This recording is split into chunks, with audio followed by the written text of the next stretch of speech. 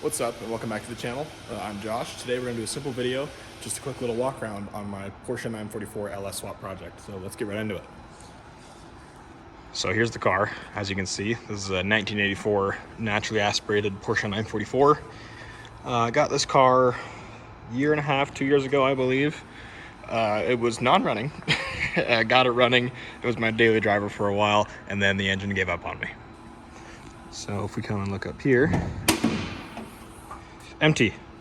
The original 2.5 liter 8 valve is gone. I don't exactly know what happened to the engine because I kind of just pulled it out and sold it without really checking. My guess is it lost a piston ring because it was essentially running on 3 cylinders, but I was able to make the 45-minute drive from my house to campus on 3 cylinders, luckily before the engine came out. This car's pretty clean. The odometer reads, you can see that 26,155, which as far as I'm concerned is the true mileage. I haven't really done a super deep dive into government VIN records on this, but it was owned by one person for a very long time, for most of its life actually.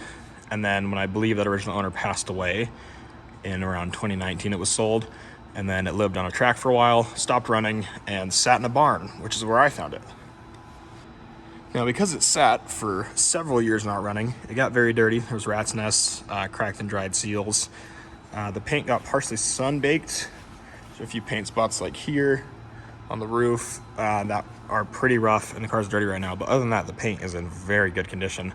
I have a friend with a similar year 944 in Guards Red, an 83 with over 100,000 miles on it, and his paint looks almost orange compared to mine. So as far as I'm aware, it's the original mileage, but that doesn't really matter because I'm replacing everything in this car anyway. So most of the rear has been taken out. I forgot the keys at home, so I can't open the glass. Most of the rear has been gutted already. And then that door panel's on, but that one's off.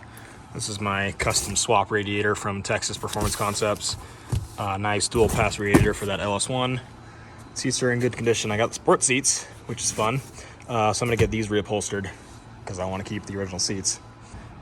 I like stickers too, so there's my stickers. But yeah, she's all empty. Battery box is cleared out. That's where one of the rat's nest was right on the battery. So obviously this is going to get degreased and scrubbed before the motor goes in. I've got a lot more to rip out. So not only will this car be going to an LS, I also plan on eventually doing the Lob Audi 6-speed transmission conversion, because this NA 5-speed will not be able to handle the torque of the LS1, unfortunately. That won't happen for a while. I'm going to save up and do that. I'll probably just baby it until I inevitably nuke the transmission, because I do not have any mechanical sympathy. But along with the LS conversion, I will be doing, or at least attempting, an EV brake booster conversion. So if you're not familiar with the LS swaps in these cars, your driver's side valve cover gets really close to that and your brake booster doesn't work. I didn't want to do manual brakes. I didn't want to do hydro boost because hydro boost sucks and manual brakes suck too.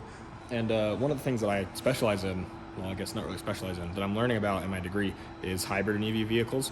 So I'm a little familiar with the EV brake boosters. So my plan for this car is to do a Bosch Gen 1 iBooster swap, which has been done on other cars, but not a 944 as far as I'm concerned. The bolt patterns are the same or very similar, and it's a pretty small unit, so I'm hoping it fits in there, and that'll be a good solution for me, and then maybe provide a solution for other swapped 944 owners, because a lot of people don't like hydro boost, so maybe it'll work out. Other than that, I am really itching with the idea of lifting this car and doing a safari build, because I've driven a lot of, well, not a lot of, really just one Storado, being Ron's, a lot. And the idea of an off-road sports car, I just love it. I love the Dakar, I love Safari 911s.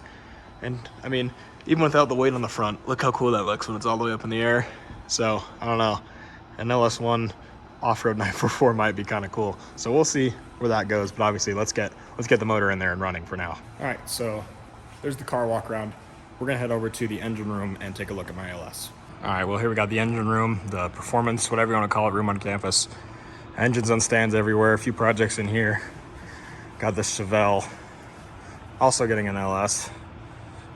This will be a fun car when it's done. And then come over here, we got one of my professor's 72 C10. Guess what? Also getting an LS, but a turbocharged LS. Pretty neat. This is a mock-up turbo though, so it's the turbo this car is going to be running is a lot bigger than that.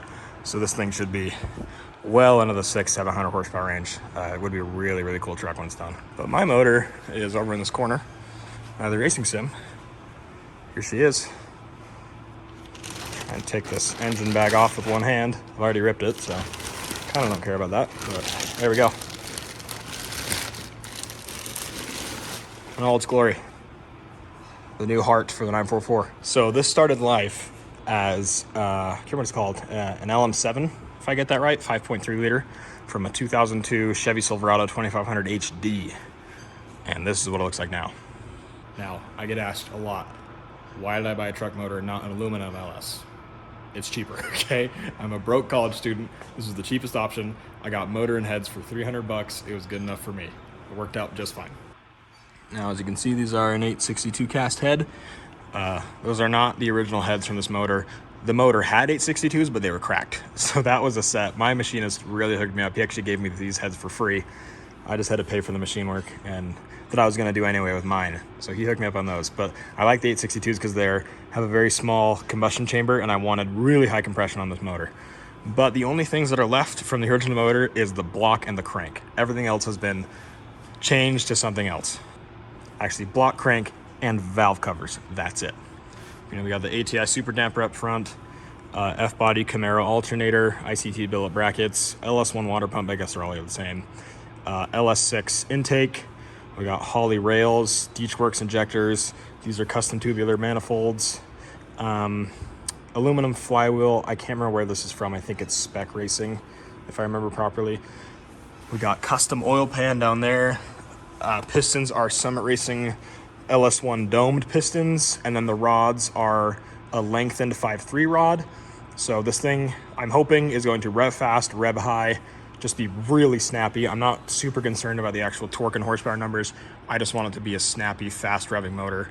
So let's hope for 400, 500 horsepower, but honestly, anything this thing makes will be double the 944's original and essentially the same weight. Now, if you'll notice, I have no accessories. I'm not running power steering and I'm not running air conditioning. This is also a 15% underdrive pulley. So I'm just trying to keep this as raw, straight motor as possible. So I bet you're wondering, why no power steering? Well, two reasons for that. I hate power steering fluid. I hate any kind of fluid that can leak. So I'm trying to reduce that. And I'm also trying to reduce the amount of draw on the motor so I can get away with an underdrive pulley and again, make this a super snappy, high revving motor. So for now, the 944 is going to be manual steering. It was already manual steering when I got it. Somebody just plugged the lines off. And then I'm going to buy a race power steering rack for it. And then down the line, I'm going to do an electric power steering conversion as well. So I can still have, you know, a power assist without the fluid and draw on the motor. But there's the old rack right there. That's probably going to go in the trash because it's completely fried. Old fans, old sway bar. Here's my mess of parts. I need to clean up this bench. Holy crap.